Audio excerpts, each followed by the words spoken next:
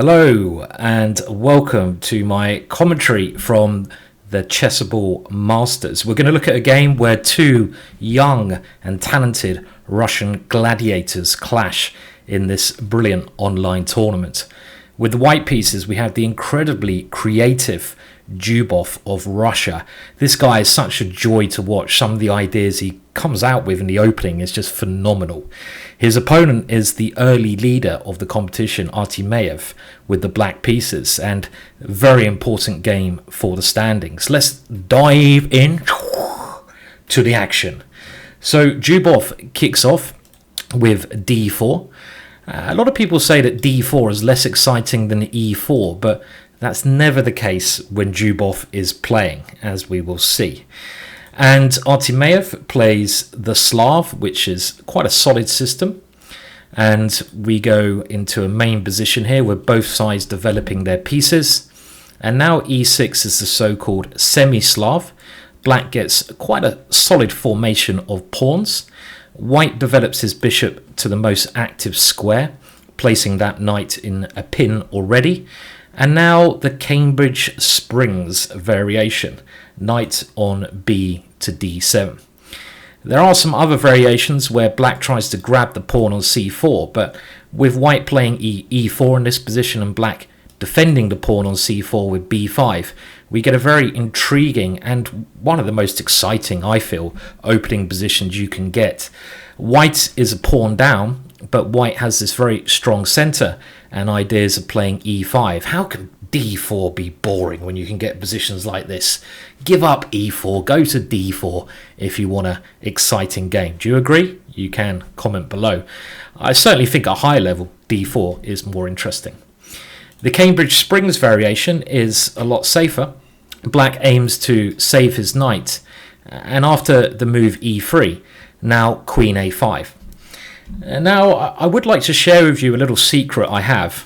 Yeah, sometimes we give away our secrets, us Grandmasters. We share our love with the chess world. Very rarely. I don't play much competitive chess anymore, so it's okay. It's actually an old idea of Korchnoi's here, the late and great Victor the Terrible Korchnoi. And he used to play, and so do I, queen c2 here.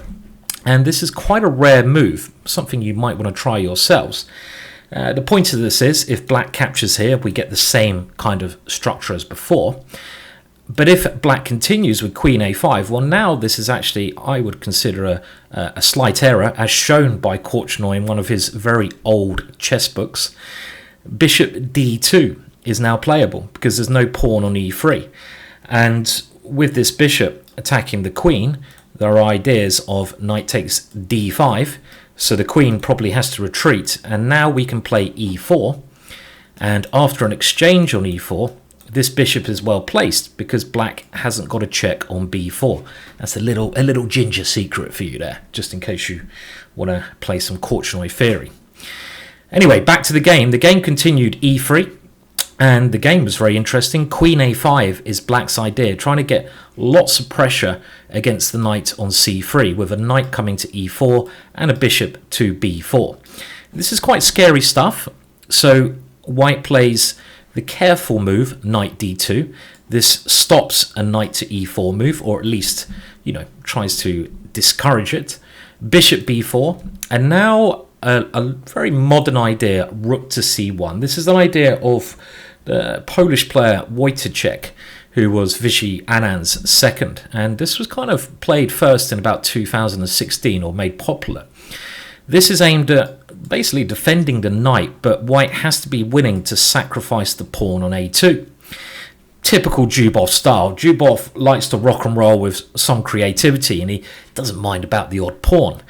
And while black grabs this pawn, as we see in the game, white develops quickly, and black is not very well positioned here. One main problem of black in this pawn structure is the bishop on c8, because when you put your pawns on a certain colour square, light squares, the light square bishop can be trapped behind them, entombed in a bad position. So now black castled, and here bishop e2, white just really trying to get developed as quickly as he can, and black does grab the pawn on a2. Dubov goes queen to c1, defending this pawn, and also creating a rather cheeky threat of rook to a3, something you certainly don't want to fall into. So black has to waste more time with his queen, and again white attacks that one, and now the queen is in a very annoying pin. And this is a case where this bishop is extremely strong. Black has won a pawn, but black does not have a bishop that can fight against white's strong piece on g5. Black would love to put a bishop, let's say he sneezes and moves the bishop to e7. You know, that would be a very special move. He'd love to put a piece on that square so that the knight can move. But at the moment, this is a very uncomfortable pin. Now, when you're attacking and you have these advantages, you've got to play with great energy. This is something Dubov does, and he now plays e4. Very strong idea, trying to open up the center and creating ideas of e5. Black attempts to break the pin with h6, and now a beautiful idea in the style of Morphy or Marshall. Pawn to h4. It takes a very brave player to play in such a dangerous and risky way. And this is a very common idea. It was actually discussed by the author Vukovic in his book Art of Attack, going back to, I would say, the 1920s. And he discussed this idea of trying to tempt your opponent into taking your piece, opening up the h-file. And in this position, it's even stronger because look at that swinger, or as Jennifer Shahard says, the rover. Is that right? The rover, I think. The rook that comes over. I might have got that totally wrong, not for the first time. But this is a deadly attack. Let's say knight h7, rook to a3, and plonk in the black position. So black tries to go queen e8 so that the knight can move, but after e5, black is getting forced seriously backwards. The knight has to go to this rather defensive square, and now we have the rover, or the rook swinger for the more normal of us, or maybe the less normal as I'm saying it. Rook to g3. And again, beautiful play. This bishop can still not be taken because of the open h-file. For example, if you decide to take this devastating idea of just doubling rooks on the h-file cannot be stopped. So the rook is now poised in a very dangerous attacking position. You can see that, again, the dark square bishop is a bit of a killer, threatening to take on h6 and then coming down into the guts of black's position. It was Alekhine who said when you have a pawn on e5 as white, it's a very good basis for an attack against your opponent's king. And Alekhine was one of the best attackers of all time, so he should know. Black tries to run away, king h8, but now white just brings all of his bits towards the black king. Very harmonious play, knight to f3. Not just bringing the knight nearer to the king, but opening up the queen. There may now be an idea of taking on h6 with the bishop. This kind of idea of taking on h6 emphasizes the phrase of finding a hook and attacking that hook. Moving pawns in front of your own king can be very risky, as black has done here with the h6 pawn. And this is now our hook. The pawn on h6 is the square we can try to get into. The critical square, the focal point of attack that gets us nearer to the black king.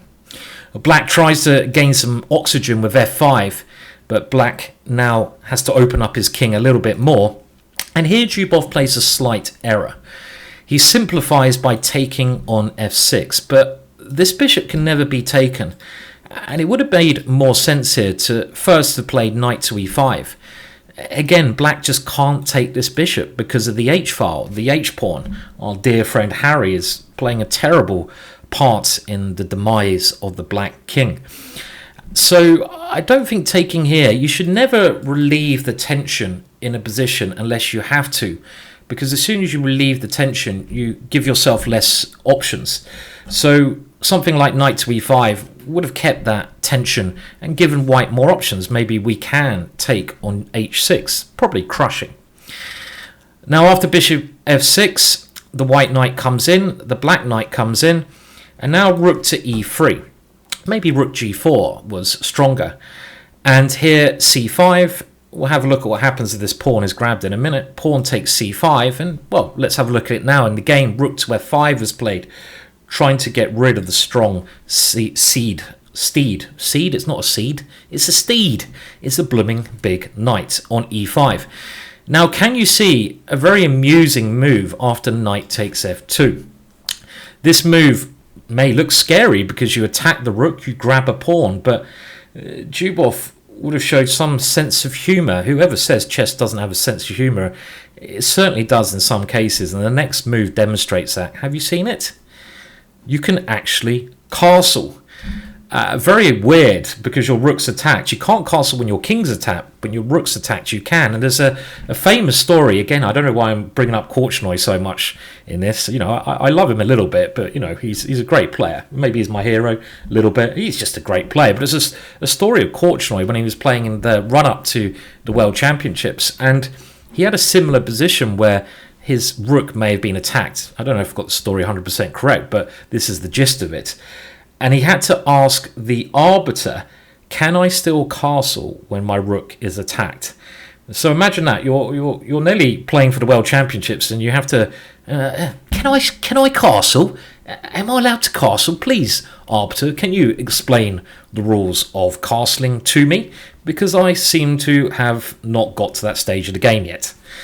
Anyway, white could have castled here, and the point is that the knight moves back. We take the rook, knight g6, and the queen is coming into our little pot at the side of the board.